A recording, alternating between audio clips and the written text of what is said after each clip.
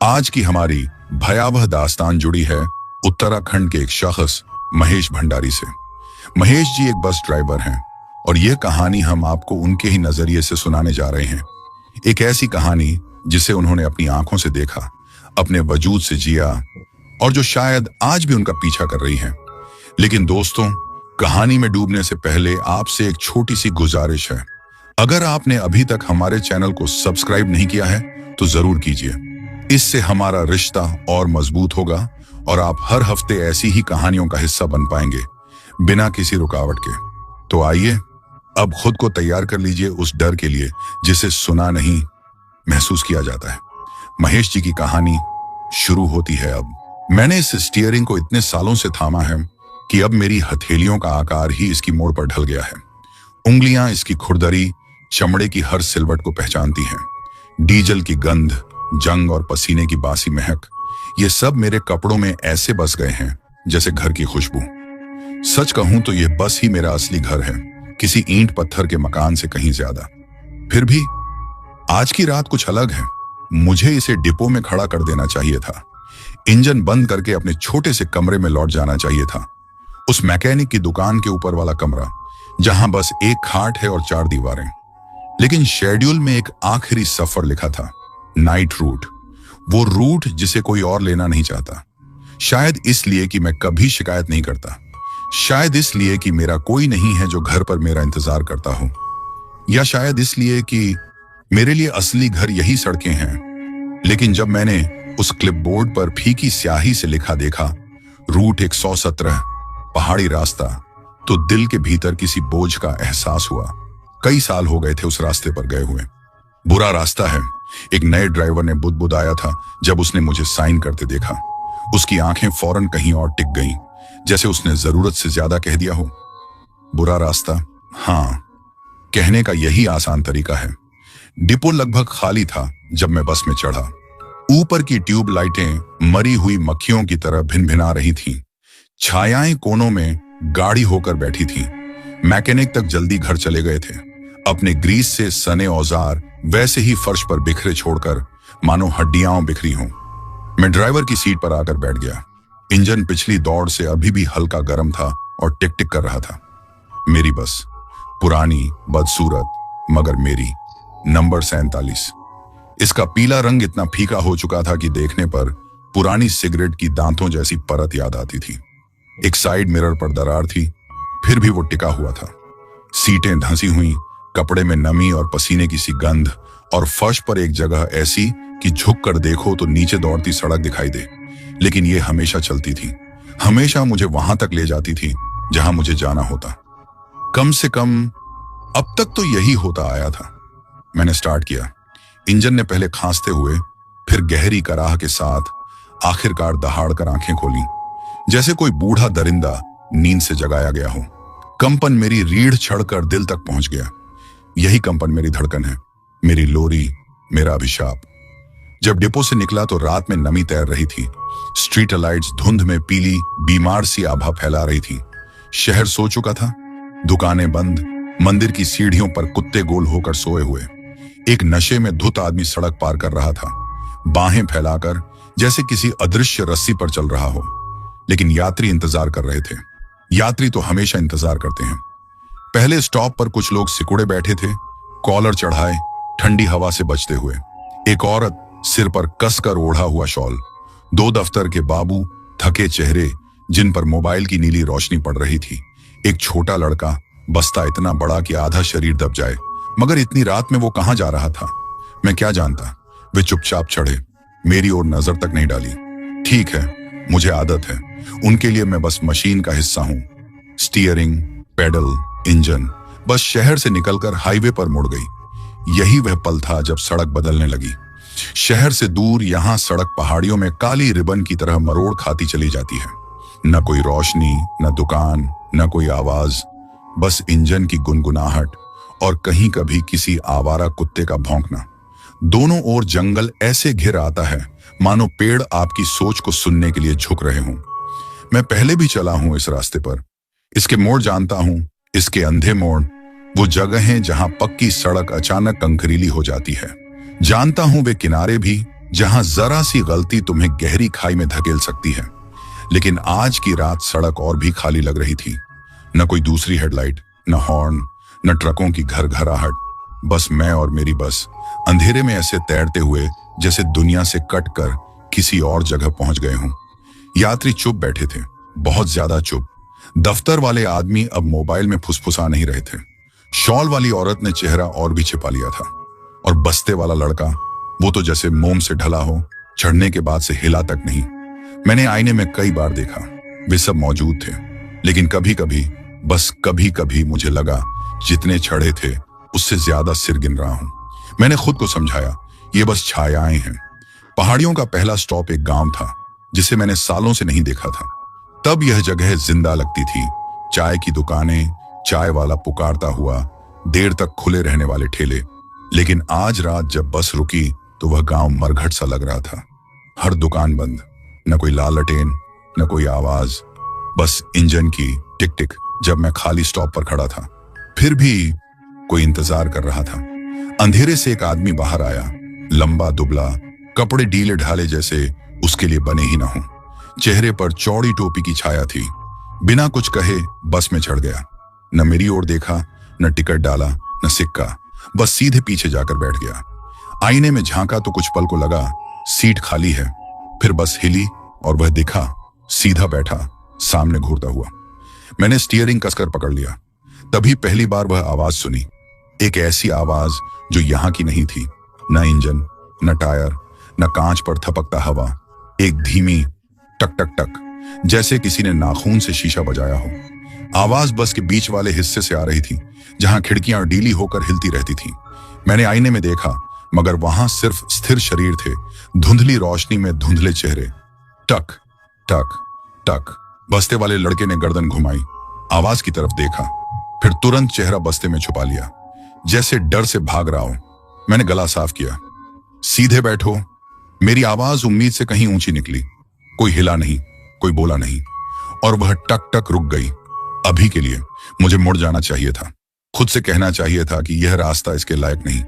सबको उतारकर डिपो वापस लौट जाना चाहिए था। लेकिन सड़क तुम्हें लौटने नहीं देती, कम से कम ऐसी रातों में तो बिल्कुल नहीं।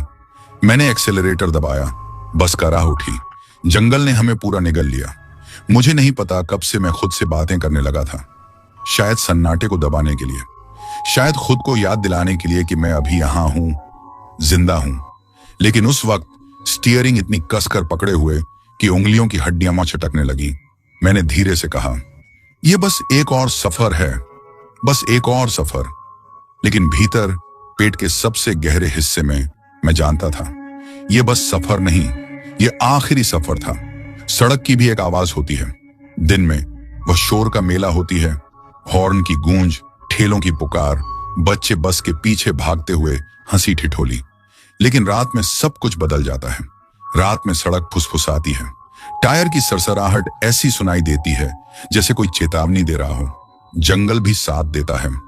पत्ते आपस में ऐसे रगड़ खाते हैं मानो तुम्हारी बातें कर रहे हों।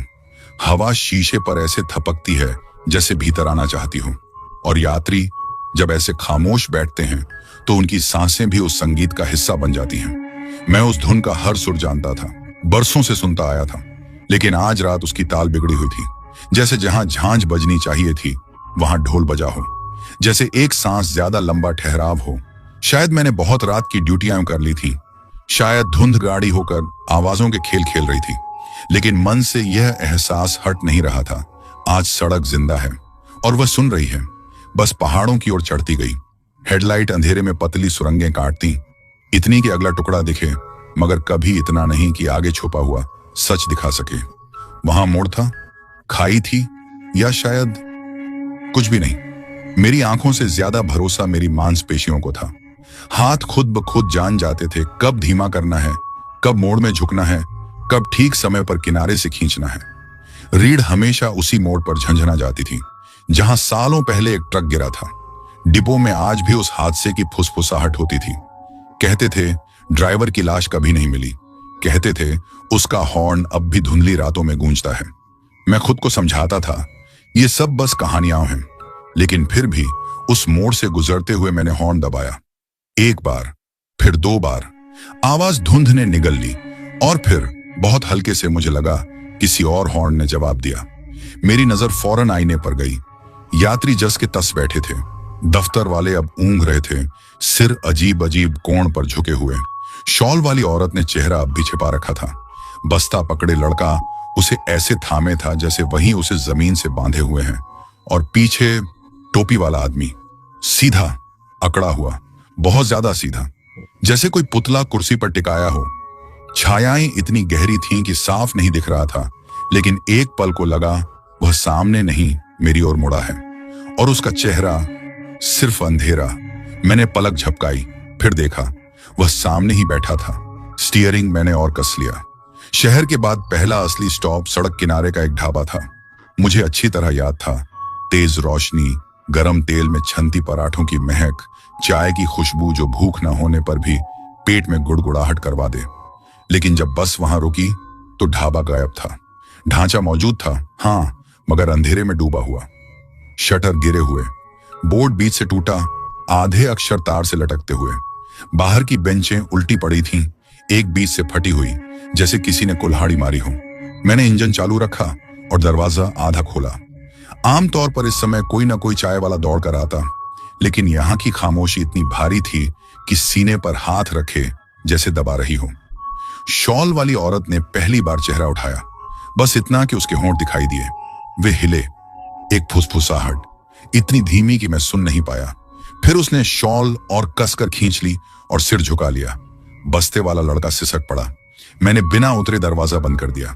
गियर बदलते ही बस कराह उठी और सड़क पर वापस उतर गई। काफी देर तक कुछ नहीं हुआ। सड़क ऊपर की ओर चढ़ती गई, धुंध गाढ़ी होती चली गई। जंगल पास आता गया, शाखाएं छत से रगड़ खा रही थीं। इंजन की गुनगुनाहट एक सीधी, लगभग सुकून देने वाली लय में चल रही थी। और फिर टक टक टक, फिर वही, इस बार जोर से, बस के बीचों बीच से। मैंने झटके से आईने में देखा। टोपी वाला आदमी वैसा ही बैठा था। औरत हिली तक नहीं। दफ्तर वाले गहरी नींद में डूबे थे, लेकिन आधी पंक्ति के पास वाली खिड़की पर धुंध जम गई थी, जैसे किसी ने चेहरा कांच के बहुत करीब ले जाकर सांस छोड़ी हो। और वहां उभरा एक छोटा हाथ का निशान, इतना छोटा कि किसी यात्री का नहीं हो सकता था, लड़के का भी नहीं। मेरे पैर अचानक ब्रेक पर पड़ गए।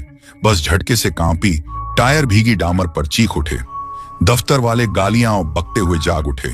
लड़का चीख पड़ा, क्या हुआ? उनमें से एक गरजा, कुत्ता। मैंने सूखे गले से कहा, सड़क पार कर गया। मैंने दोबारा उस खिड़की की ओर नहीं देखा, बस एक्सेलरेटर दबाया और चल पड़ा। लेकिन आईने में लगा जैसे वो हाथ का निशान अब भी मौजूद था, थोड़ा नीचे खिसकता हुआ, जैसे कोई उंगलियां कांच पर रेंग रही हों। सड़क अब संकरी होती जा रही थी। जंगल हटकर एक ओर ऊंची चट्टानें उठ खड़ी थीं और दूसरी ओर नीचे सिर्फ धुंध और खाई। इस जगह को मैं पहचानता था। ड्राइवर इसे रीढ़ कहते थे। एक गलती और सीधे टूट कर नीचे। बस पहाड़ी पर चढ़ते चढ़ते कराह रही थी, गियर चीख रहे थे। मेरा पैर जिद्दी होकर पेडल पर दबा था। स्थिर स्थिर, फिसलना मत। मैं आंखें सिर्फ सड़क पर टिकाए था, मगर भीतर एक बेचैनी थी, जैसे चट्टानें आज रात खाली नहीं। कोई हमारे साथ साथ चल रहा था, न दूसरा वाहन, न कोई जानवर, कुछ ऐसा जो आवाज किए बिना सरक रहा था, बस के ठीक बराबर। हर बार जब मैंने धुंध की ओर झांका, एक धुंधला आकार दिखा, मानो कोई इंसान खाई के बाहर हवा में चलता जा रहा हो। पलक झपकते ही गायब, लेकिन अगली बार देखने पर ज्यादा पास। लड़के से अब सहा नहीं गया। वह सीट से उछलकर भागता हुआ मेरी ओर आया। उसका बैग पीठ से टकराकर उसे गिराने ही वाला था। सीट पर बैठो, मैंने गरज कर कहा। उसने जोर से सिर हिलाया। आंखें आतंक से चौड़ी, होंठ हिल रहे थे मगर आवाज नहीं निकल रही थी। उसने उंगली उठाकर खिड़की की ओर इशारा किया, उस हाथ के निशान पर। अब वह अकेला नहीं था। 3, फिर 4, छोटे बड़े दर्जनों हाथों के निशान, बाहर से कांच पर दबे हुए, धुंधले, सरकते हुए। मेरी उंगलियां स्टीयरिंग पर अकड़ गईं। दर्द होने लगा और फिर जितनी अचानक आए थे वो सब मिट गए। खिड़कियां साफ, पारदर्शी। लड़का पास की सीट पर गिर पड़ा, अपने बैग में मुंह छिपाकर सुबकने लगा। बाकी यात्री एकदम खामोश, जैसे उन्होंने कुछ देखा ही ना हो। जब तक अगला स्टॉप आया, मेरा गला तेज सांसों से जल रहा था। कमीज पसीने से पीठ से चिपक गई थी। वह स्टॉप बस एक टूटी छत वाला जर्जर शेड था। टीन की छत जंग खाई हुई। आमतौर पर इस वक्त भी 2-4 गांव वाले मिल ही जाते, लेकिन आज बेंच खाली थी। कम से कम मुझे ऐसा लगा। बस रुकी तो दरवाजा अपने आप फुस से खुल गया। कसम खाता हूं मैंने लीवर को छुआ तक नहीं। और फिर कुछ चढ़ा। ना आदमी, ना औरत, ना बच्चा, बस एक आकार, धुंध में धुंधली परछाई। वह बिना आवाज किए, बिना वजन डाले गलियारे से नीचे उतरता चला गया। यात्री? किसी ने सिर तक नहीं घुमाया, न कोई झपक, न कोई हरकत। वह पीछे तक पहुंचा, टोपी वाले आदमी के बगल में बैठा और फिर गायब हो गया। लेकिन आईने में सिर गिनने पर वे ज्यादा लगे। डर के वक्त सड़क और भी अलग लगती है। हर मोड़ और नुकीला लगता है, हर ढलान और गहरी। हेडलाइट के किनारे पर हर परछाई ऐसी लगती है मानो कूद कर बस में समा जाएगी। लेकिन जो डर मुझे सबसे ज्यादा था वह बाहर नहीं था, वह बस के भीतर था। लड़का अब मेरी सीट के पास बैठा था, अपने बैग को ऐसे पकड़े जैसे वहीं उसकी जान हो। उसका छोटा सा शरीर कांप रहा था, जबकि इंजन की गर्म सांसों से बस भीतर गर्म थी। उसने अब तक एक शब्द नहीं कहा, बस बैग की पट्टियों में चेहरा गड़ा सिसकता रहा और नजरें गलियारे पर टिकी रहीं। मैं पूछना चाहता था उसने क्या देखा, कहना चाहता था कि मैंने भी वही देखा है, कि मैं पागल नहीं हूं। लेकिन जैसे ही मुंह खोला, शब्द बाहर नहीं निकले। भीतर कुछ कह रहा था, अभी नहीं, अभी इस बारे में बोलना ठीक नहीं। बाकी यात्री बिल्कुल भी नहीं बदले। दफ्तर वाले फिर से मोबाइल में गुम थे, थके चेहरे नीली रोशनी में डूबे। शॉल वाली औरत अब भी एकदम स्थिर। उसकी यह निश्चलता मेरी रीढ़ में ठंडक उतार रही थी। यहां तक कि उसकी सांसें भी हवा में धुंधला निशान नहीं छोड़ रही थीं। और टोपी वाला आदमी, वह चढ़ने के बाद से अब तक जरा भी नहीं हिला था। अगर वह हार्ड मांस का होता तो उसकी गर्दन अकड़ जाती, टांगें दुखने लगती, शरीर हिलने को मचलता। लेकिन वह सीधा बैठा था, हाथ गोद में रखे, टोपी का किनारा उसके चेहरे को ढंके हुए। आंखें नहीं दिख रही थीं, शायद मैं देखना भी नहीं चाहता था। मैंने फिर आईना देखा, सिर गिने, 1, 2, 3, 4, 5, 6, बहुत ज्यादा। मैंने पलक झपकाई, फिर गिना, 5। सीना कस गया। बस धुंध चीरती आगे बढ़ती रही। सड़क फिर तंग हो गई, पहाड़ के किनारे से चिपकी हुई। नीचे घाटी थी, काली, गाढ़ी, अंतहीन। हेडलाइट्स ने अंधेरे को चीरकर पतले टुकड़े बनाए, लेकिन वहां से कुछ वापस नहीं लौटा, कम से कम अभी तक। लड़का अचानक चौंक कर सीधा हुआ, जैसे किसी ने उसे छुआ हो। उसकी आंखें पीछे की ओर झटके से घूमी। मैंने भी देखा, टोपी वाला आदमी गायब था, उसकी सीट खाली। मेरे पैर ब्रेक पर जा पड़े, टायर चीख उठे। बस झटके से रुकी, सब लोग आगे को फेंके गए। एक दफ्तर वाले ने गुस्से में मोबाइल पकड़ते हुए गाली दी। क्या कर रहे हो ड्राइवर, वो चिल्लाया। मैंने जवाब नहीं दिया, मैं तो बस आईने को घूर रहा था। पिछली पंक्ति खाली, लेकिन मैंने उसे देखा था। मैं जानता था, टोपी, उसका किनारा, सीधा बैठा हुआ वह था। शॉल वाली औरत पहली बार हिली। उसने सिर इतना उठाया कि बोल सके। उसकी आवाज सूखी पत्तियों जैसी खरखराती थी। वहां कोई आदमी नहीं था। उसके शब्दों ने मुझे धुंध से भी ज्यादा ठंडा कर दिया। था, मैंने कहा। मेरी आवाज अजनबी सी लगी, जैसे किसी और के गले से निकली हो। लंबा आदमी, टोपी, गांव से चढ़ा था। दफ्तर वाले भौंचक्के दिखे। कौन आदमी, एक ने कहा। उस स्टॉप पर तो कोई नहीं था, दूसरे ने बुदबुदाया। लड़के ने जोर से सिर हिलाया, होंठ कांप रहे थे, मगर उसने भी कुछ नहीं कहा, बस अपने बैग को और कसकर पकड़ लिया। मेरा पेट डूब गया। मैंने उसे देखा था, मैं जानता था मैंने देखा था। क्या सचमुच? बस चलती रही, मगर स्टीयरिंग पर मेरी पकड़ पसीने से फिसल रही थी। बस के भीतर की खामोशी और गहरी हो गई थी। यह नींद की खामोशी नहीं थी, न ऊब की, न थके हुए यात्रियों की। यह ऐसी खामोशी थी जो मुझे देख रही थी, जैसे हवा खुद सांस रोके बैठी हो। मेरा दिमाग बार बार उस खाली सीट की ओर लौट रहा था। क्या वह आदमी सचमुच गायब हो गया था? क्या जब मैं नहीं देख रहा था तब फिसल कर उतर गया? असंभव। दरवाजा तो खुला ही नहीं, और खुल भी जाता तो कहां जाता? बाहर तो सिर्फ खाई थी और धुंध। फिर भी बाकी सबको यकीन था कि वह कभी था ही नहीं। लड़का जानता था, उसकी चौड़ी डरी हुई आंखें सब कह रही थी, लेकिन वह भी कुछ बोल नहीं रहा था। और मैं अब अपनी ही याददाश्त पर भरोसा नहीं कर पा रहा था। धुंध और गहरी हो गई। हेडलाइट से बाहर की दुनिया पूरा पूरा निगल गई। सड़क टायरों के नीचे पतली लगने लगी, जैसे कभी भी टूटकर खाई में समा जाएगी। और तभी वो आवाज फिर लौटी, इस बार खिड़की पर नहीं, छत पर, धीमी, ठहरी हुई, धप धप धप। दफ्तर वाले झगड़ते झगड़ते चुप हो गए। उनकी नजरें ऊपर टिक गईं। लड़के ने सिसकते हुए अपने कान ढक लिए। मैंने स्टीयरिंग को स्थिर रखा, हालांकि हर नस चिल्ला रही थी कि बस रोक दूं। कुछ छत पर रेंग रहा था, भारी, धीरज से। वह पीछे से आगे की ओर बढ़ रहा था। हर कदम पर धातु दबती, रोशनी कांप जाती। धप धप धप। अब ठीक मेरे ऊपर। मैंने हिम्मत करके ऊपर देखा। छत हल्की झुकी हुई थी, मानो कोई उभार उसे नीचे दबा रहा हो। और फिर सन्नाटा। जो भी था वह जा चुका था, या शायद इंतजार कर रहा था। अगला स्टॉप किसी वरदान जैसा लगा। टिन की छतों वाले झोंपड़ों का एक झुंड, हवा में झूलता एक लालटेन। जैसे ही मैंने बस धीमी की, सुकून सा महसूस हुआ। लोग, जिंदगी, गवाह। लेकिन जैसे ही बस रोकी, लालटेन और तेज झूलने लगी। और तभी एहसास हुआ, वह किसी कांटे से नहीं झूल रही थी, वह रस्सी से झूल रही थी, फंदे से। झुंपड़ियां खोखली थीं, दरवाजे तिरछे लटक रहे थे। न कोई आवाज, न कोई हलचल, बस वही लालटेन की कराहती हुई आवाज, आगे पीछे, आगे पीछे। लड़का चीख पड़ा।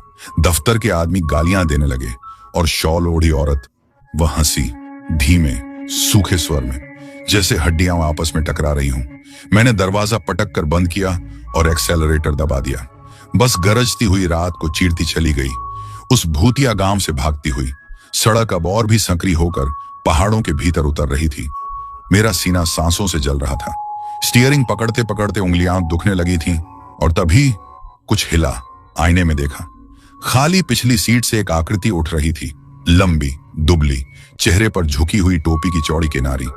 दिल जैसे नीचे गिर गया। वह लौट आया था, वही आदमी जिसके होने से सब इनकार करते थे। वह गलियारे में खड़ा था, बस की हलचलों के साथ झूलता हुआ, कदम दर कदम धीरे धीरे आगे बढ़ रहा था।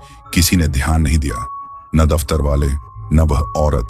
सिर्फ लड़का, बैग को भींचे, आंखें चौड़ी, बिना आवाज के डर से कांपता हुआ। टोपी वाला आदमी बीच रास्ते में रुका, सिर थोड़ा झुकाया, चेहरा अब भी छाया में छिपा रहा। और फिर गायब, धुएं की तरह, मानो हवा में बिखर गया हो।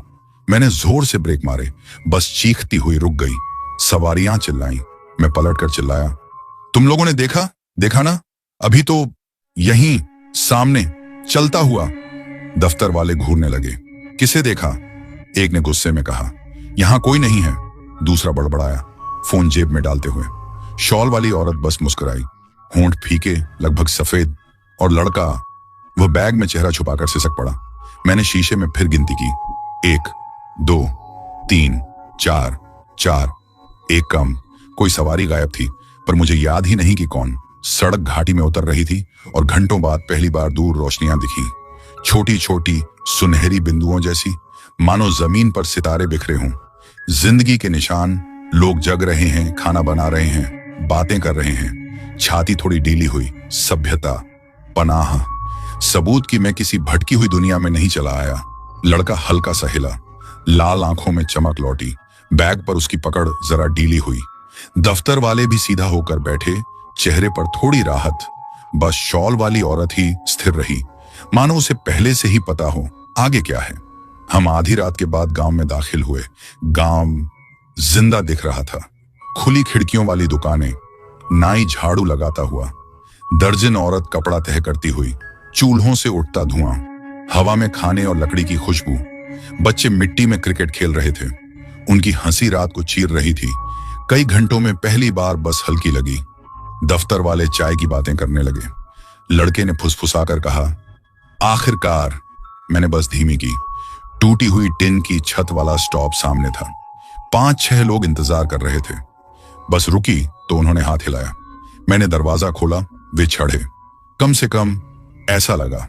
पहला आदमी, मोटी मूंछों वाला, करीने से संवारी हुई। उसने मुझे देखा, सर हिलाया, लेकिन आंखें न झपकी न हिली। दूसरी, गोद में बच्चा लिए औरत। बच्चे का सिर कंधे पर लटक रहा था, बहुत ढीला, अस्वाभाविक। तीसरी, लकड़ियों का गट्ठर उठाए छोटी लड़की, कदम ऐसे रखे जैसे किसी ने रस्सियों से बांध दिया हो। वे सब भीतर आए, सीटों पर बैठे, पर बस हिली नहीं, हवा तक नहीं बदली, मानो परछाइयां आकार ले रही हों। शीशे में उनके चेहरे धुंधले हो गए। जितनी कोशिश करता उतने ही फिसल जाते। लड़का सिसक उठा। शॉल वाली औरत धीमे स्वर में गुनगुनाने लगी, और दफ्तर वाले, हे भगवान! वे मुस्कुरा रहे थे, जैसे कुछ भी अजीब ना हो, सब बिल्कुल सामान्य हो। मैं बर्दाश्त न कर पाया। सीट से उठ खड़ा हुआ। दिल जोरों से धड़क रहा था। बाहर! मैंने चिल्लाया। सुना? बिना टिकट कोई नहीं बैठेगा। उतरो सब, बाहर निकलो। वे हिले तक नहीं, न पलक झपकी, न सांस। फिर बच्चे ने आवाज निकाली, रोना नहीं, हंसी नहीं, बस एक लंबी खोखली आह, कब्र से निकलती हुई हवा जैसी। मेरा पेट मरोड़ खा गया। लड़के ने कांपते हाथों से मेरी आस्तीन पकड़ ली। फुसफुसाहट इतनी धीमी थी कि मुश्किल से सुनाई दी। ये असली नहीं है। मैंने उसकी तरफ देखा। चेहरा पीला, आंखें भीगी हुई, बस वही जिंदा डर था बस में। जब फिर सीटों की ओर देखा, सब खाली थी। दफ्तर वाले झुंझला गए। ड्राइवर, ये क्या तमाशा है? एक गर्जा। यहीं रुके रहेंगे क्या? चलाओ बस। हाँ, दूसरा बोला। पहले ही देर हो गई है। उन्होंने देखा ही नहीं, या शायद देखने से इनकार कर दिया। शॉल ओढ़ी औरत ने आखिरकार सिर उठाया। चेहरा आधा अंधेरे में छिपा था, लेकिन मुस्कान शीशे जैसी नुकीली चमक रही थी। चलाओ, उसने फुसफुसाया। मैंने गला निगला और मैंने चला दी। गांव पीछे छूट गया, पर कुछ था जो भीतर चुभता रहा। दुकानें, लोग, बच्चे, सब एक ही ढंग से चल रहे थे। नाई की झाड़ू जमीन से उठी ही नहीं।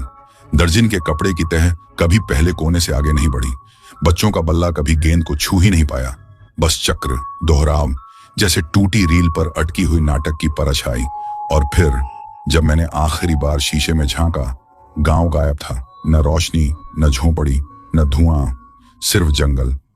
सड़क फिर ऊपर चढ़ने लगी, हमें धुंध के और भीतर खींचते हुए। सिर भारी हो रहा था, स्टीयरिंग बोझिल। लड़का अब भी पास बैठा था, अपने बैग में कुछ बड़बड़ा रहा था, शायद प्रार्थना या कोई नाम। दफ्तर वाले अब भी काम की डेडलाइन पर झगड़ रहे थे। आवाजें कटीली, छोटी सी बात पर टकराती हुई। औरत गुनगुना रही थी, धीमी, टेढ़ी सी धुन, जैसे किसी अनदेखी लय से ताल मिला रही हो। और उनकी पीछे की सीटें अब गिन नहीं पा रहा था। कभी 4, कभी 6, कभी उससे भी ज्यादा। आकृतियां बदलती, चेहरे धुंधले। जो सवारी एक पल पहले नहीं थी, अगले पल वहीं बैठी मिलती, और पलक झपकते ही गायब। बस अब सिर्फ लोगों को नहीं ढो रही थी, वह उन्हें इकट्ठा कर रही थी। मैंने खुद को सड़क पर टिकाए रखा। एक मोड़, एक सांस, बस यही। लेकिन फिर धुंध के किनारे पर एक आकृति खड़ी थी, लंबा, पतला, टोपी का किनारा चेहरा ढंकता हुआ। पेट मरोड़ खा गया। मैंने हॉर्न दबाया, लंबा, तेज, आवाज रात को चीरती हुई। पर आकृति टस से मस न हुई, ना हिली, न चौंकी। बस एक हाथ उठाया और हाथ हिलाया। मैंने बस को झटके से मोड़ा। पहाड़ी किनारे से टकराते टकराते बचा। दिल धड़कता रहा, पसीना आंखों में टपकता रहा। और जब मैंने शीशे में देखा, वह अंदर था, पिछली सीट पर, टोपी झुकी हुई, बस देखता हुआ। टोपी वाला आदमी हिला तक नहीं, न बस के झटकों पर, न ब्रेक की चीख पर। वह पीछे की सीट पर बैठा रहा, टोपी झुकी हुई, छाया के भीतर छाया बनकर।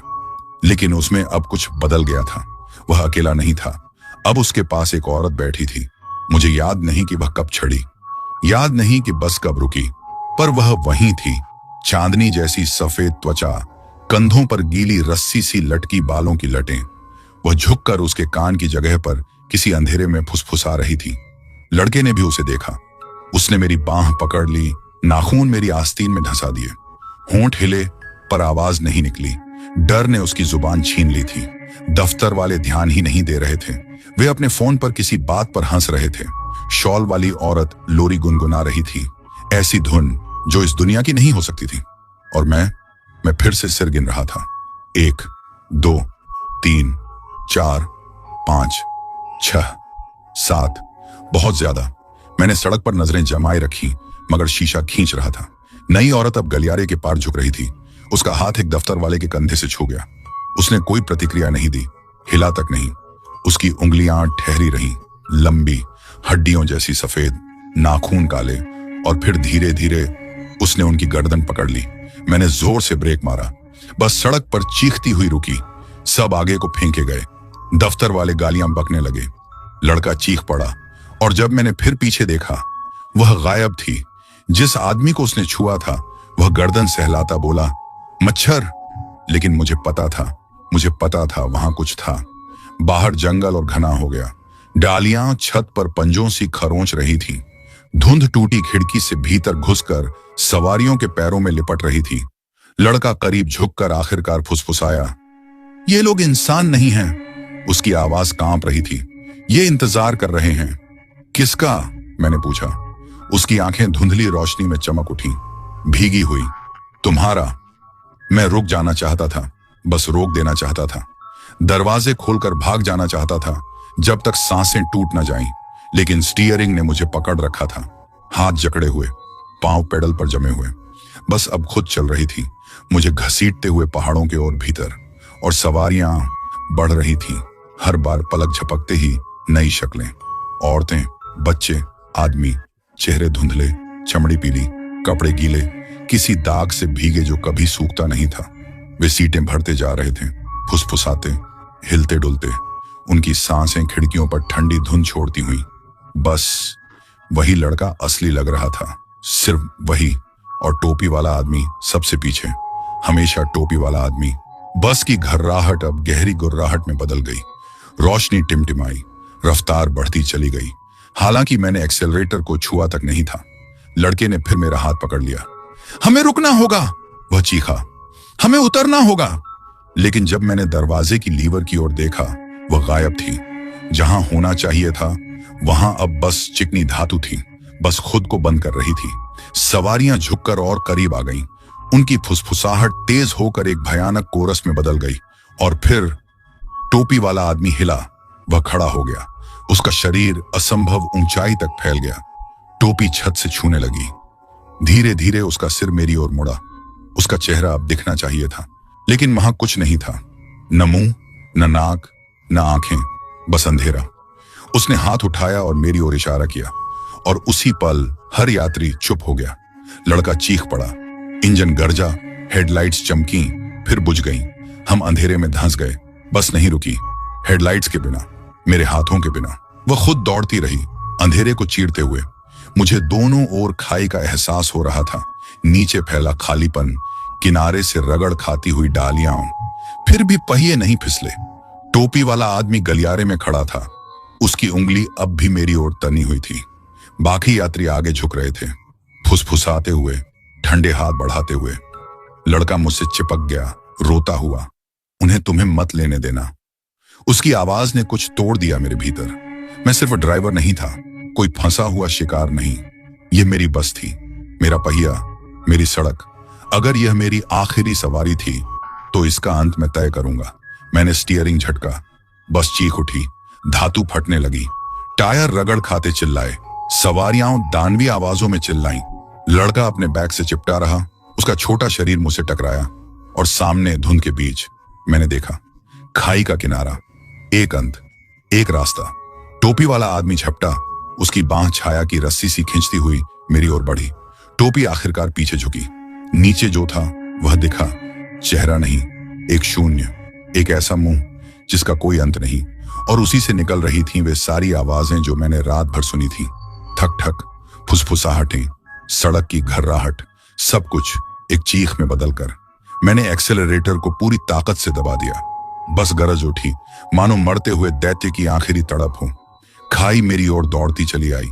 लड़के ने अपना चेहरा मेरी बाह में छुपा लिया, और हम उड़ गए। एक असंभव पल के लिए हम बेजुबान, बेजमीन हो गए। बस हवा में लटक गई, सड़क और खाई के बीच ठहरी हुई। हर भूतिया सवारी अपनी फुसफुसाहट के बीच जम सी गई। फिर टक्कर, अंधेरा, सन्नाटा। जब आंखें खोली तो मैं भीगी मिट्टी पर पड़ा था। सिर में धड़कन, पसलियां हर सांस पर जल रही थीं। बस का मलबा पास में धुआं उड़ाता जल रहा था। आग रात को चाट रही थी। शरीर बिखरे हुए थे, पर यात्री नहीं। सीटें खाली थीं, बस एक छोड़कर। लड़का, वह मलबे से घिसट कर निकला। बैग अब भी कसकर पकड़े। चेहरा आंसुओं से सना था, पर आंखें मेरी ओर उठी, जिंदा, इंसानी। लेकिन हम अकेले नहीं थे। मलबे के किनारे आग की रोशनी से परे जमीन पर एक टोपी पड़ी थी, चौड़ी किनारी वाली, छाया में ढकी। नीचे कोई शरीर नहीं, सिर्फ टोपी। और फिर वह राख बन गई। लड़के ने मुझे सहारा दिया। मेरी टांगें कांप रही थीं, पर हम साथ साथ जलती बस से दूर लंगड़ाते हुए निकल गए। पीछे आग ने बस को निगल लिया। चिंगारियां धुंध में उड़ती चली गईं। फुसफुसाहटें धुएं के साथ बुझ गईं। सड़क फिर खामोश हो गई। उस रात के बाद मैंने कभी गाड़ी नहीं चलाई। डिपो ने सवाल पूछे, पर कोई जवाब नहीं था। किसी को याद नहीं था कि मुझे कभी रूट 117 दिया गया था। किसी को याद नहीं था कि कोई लड़का बस में चढ़ा था। पर मुझे याद था। मुझे याद थे वे यात्री जो यात्री नहीं थे। मुझे याद था टोपी वाला आदमी, और मुझे याद थी वह पसंद, मेरी पसंद, जिसने उस सफर का अंत किया। कभी कभी जब रात को हवा खिड़कियां झकझोरती है तो मुझे अब भी ठक ठक सुनाई देता है। पर जब मैं उस लड़के को देखता हूं, अब बड़ा हो चुका, वही पुराना स्कूल बैग अब भी उसके पास, तो जानता हूं उसने मुझसे सब कुछ नहीं छीना। हम बच गए, बस नहीं, और न ही वह शराब। तो दोस्तों, ये थी हमारी आज की खौफनाक कहानी। कैसी लगी कमेंट में जरूर बताइए।